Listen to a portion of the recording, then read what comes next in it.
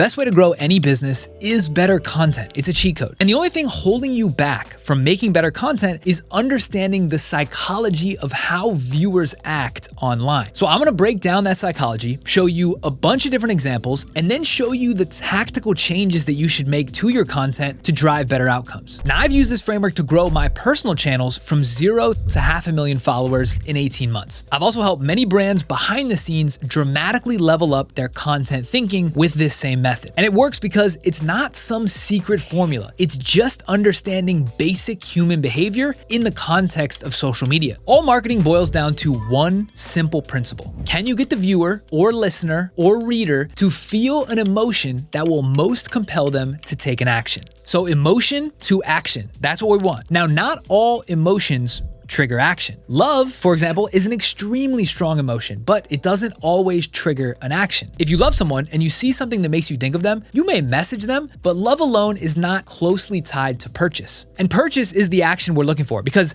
if someone would be willing to purchase, they're for sure gonna sign up for your newsletter or share your thing. So we're looking for emotions that drive purchase. Now, there's one emotion above all others that best triggers purchase: fear. And I'm not talking about chainsaw in the woods type fear. I'm talking about FOMA. It's FOMO's cousin. Fear of missing anything. Anytime you watched content and it compelled you to buy, subconsciously you were afraid of missing out or losing something or dying early or not being healthy enough or not being enough or not being cool, etc. No matter how long the thread, if you pull long enough, the subconscious motivation behind almost every purchase is fear. Let's say you see a piece of content about chocolates and flowers that are on sale for Valentine's Day. You have a wife or husband or boyfriend or girlfriend that you buy these for. And you may say, it wasn't fear, I wasn't afraid of them, I bought them because I love them. And yeah, that's true, you're not afraid of them. But deep down, you bought them because you were afraid that they wouldn't know how much you cared about them. It's the fear of them not knowing that pushed the purchase, not the love. Or even worse, for some people in that scenario, they'll buy them because they fear their partner will be upset if they don't.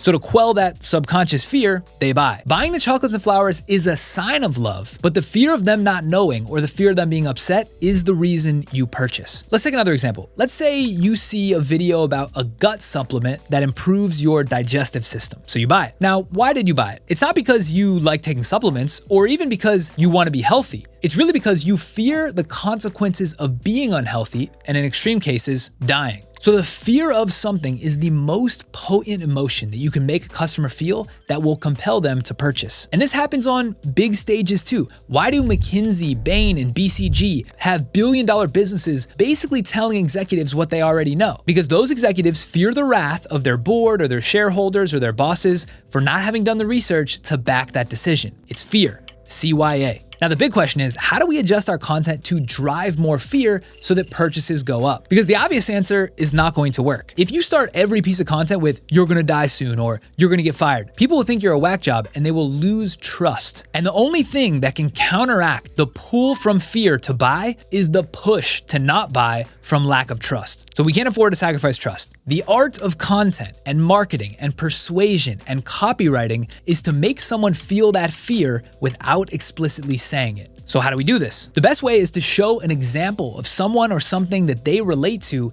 experiencing that fear in the same way and making them make the leap. So for example, let's say you're selling a course about learning how to code. A beginner at content may say something like, I just made the best course for coding, or there's 100 different modules in my course. But most people will look right past that because it doesn't trigger the fear. It's highlighting the features, and features don't sell. Fear sells. Instead, better content might be talking about how other industries are firing a lot of people, but the one that isn't is software development. This would subconsciously instill the fear that a non-developer might lose their job, and so by taking the coding course and becoming a developer, they may be able to protect themselves. And it doesn't all have to be negative in this way. It could play out in every scenario in every industry. Let's say you launch a new brand of running shoes. You may pay cool, famous athletes to wear them, and you're doing that because it appeals to runners who are afraid of not being cool. This is obviously a very popular playbook and what most clothing brands do, but it's very crowded and easy to see through because so many people do it. Another angle for shoes might be to say that you are building them for longevity because they're specifically designed to protect your ankles,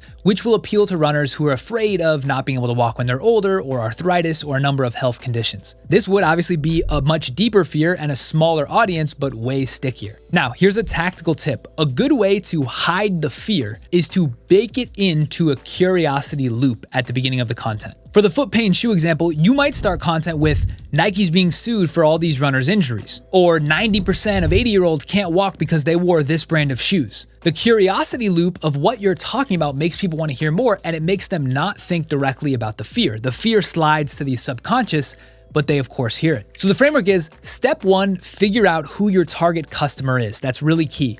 Step 2, figure out what their biggest fears are as a collective. Step 3, figure out how to message or show that fear coming to life without explicitly saying it. And this nuance, this art, is where the gold is. But this is only the first half of the equation. The second half is showing that your product is the best solve to quell the fear. So if someone's afraid of that foot injury and you make a chart showing the % of injury for every footwear brand and yours is the best, that might be a way to show that your brand is best designed to solve that fear. And now this is a really key point on the content side. The goal is to establish the fear immediately and then compress the time that it takes to demonstrate the value that your product could be the solve. In other words, you want to show that your stuff solves the fear as early as possible in the content. You can give lots of other deeper examples throughout the content, but you want to demonstrate value as soon as you can. Now, what does this mean? Let's keep going with the foot pain shoe example. If you spend the first 90 seconds of a 2-minute video hammering the foot pain and talking about the injury over and over without demonstrating value, it's possible that many viewers that feel this pain will churn before you get to the last 30 seconds talking about the product because it's so intense. The fear and pain is so intense, they don't want to listen to it. But if they know that you have a solve that might be coming later, they might stick around. That's why the best marketing messaging clearly establishes a fear, teases the solve, presses on the fear to amplify it, and then gives the rest of the solve when fear is at a maximum. That's the cycle. And this loop works for any product, any brand, anytime, any channel. It always works. So to revisit the full framework, step 1, figure out who your target customer is. Step 2, figure out what their deepest fears are as a collective. Step 3, figure out how to message that fear coming to life without saying it explicitly.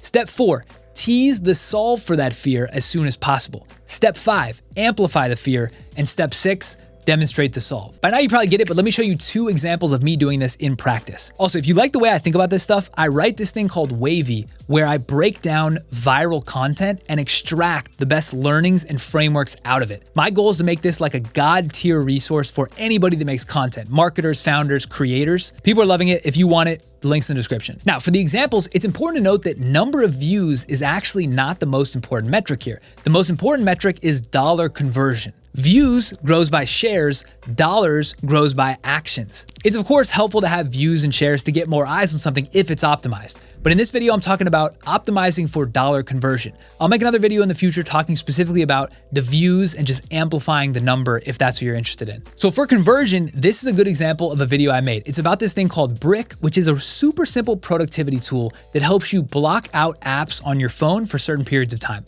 Let's watch the first part of this video together. Ever feel like your phone controls too much of your life? Well, this thing just fixed that. It's called Brick, and it changed everything for me. But before I get into why, I just gotta say, this is not sponsored. I'm making this video because the Brick has become my single biggest productivity hack. What I needed was a way to temporarily disable social media. Before bed, on walks, in the gym, when I'm working, I was at the point where I'd be scrolling for hours without even noticing. Now, this video drove over $10,000 in sales for Brick and only took me 2 hours to make. And to break it down, first I hammered the pain, which is the fear of missing out on life because the phone is controlling you. And this was a bit more on the explicit side because I find with short form video, the shorter the medium is, the more explicit you need to be on hammering the fear because you just don't have as much time to establish with multiple sentences. So I try to be pretty explicit in short form videos. With long form videos and other formats, you have a little bit more time to establish that fear. Now the second sentence, well, this thing just fixed that. It's called Brick and it changed everything for me. That's creating a curiosity loop. People are like, what is that? But it's also teasing that I have some solve. It's this Brick device. The third part is me saying what I needed was to temporarily disable social media. So this is me pressing on the fear, pressing on the pain. And then the fourth part is me breaking down how Brick works and what the solve actually is. By the end, if someone watched this and they also experienced the pain of scrolling too much and feeling like they were missing life, this is gonna be a perfect solve for them. It was an impulse buy, and so it converted highly. Here's the second example in the same category. I actually used this as inspiration for the Brick video, so the hook is the same. This is called the Light Phone, which is a super minimal zero screen phone where you can't use social media. Let's watch this video together. You ever feel like your phone controls too much of your life? Well, these guys invented the light phone, and as soon as I saw it, I knew it was a home run. The design is super simple, intentionally. It's meant to give you back control over your dopamine. You've got the ability to call and text, and a couple other tools like podcast, music, notes, and directions, but that's it. No social media, no anxiety-inducing notifications, no internet browsing. It's a phone as a tool, not a vice. The screen is a black and white matte finish, like what you see on a Kindle. And because of that, there's no blue light messing with your eyes or internal clock. Now, these guys didn't pay me to say this, but I think I'm gonna get one of these. It's $2.99, and honestly, some weekends, I just wanna get rid of my iPhone and be more present. This is the first thing I've seen that would let me do that while still being able to get around and get in touch with my friends. What do you guys think? Does this resonate, or did they take it too far from the mainstream?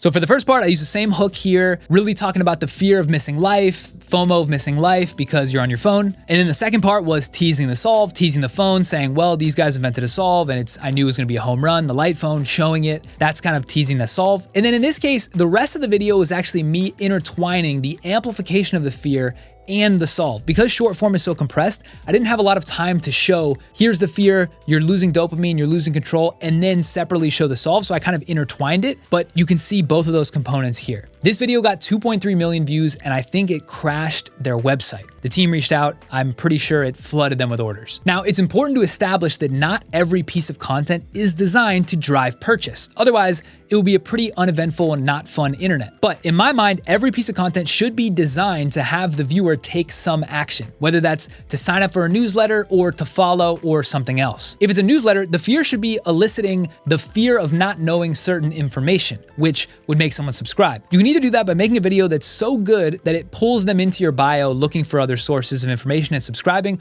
or you can just say, if you want to stay up to date, follow. And that creates that fear, that lack of information. All right, I could talk about this forever. I'm gonna end the video here. Thank you guys so much for watching. If you like this video, you like how I talk about psychology and marketing strategy, make sure to like and subscribe, and we will see you guys on the next one. Peace.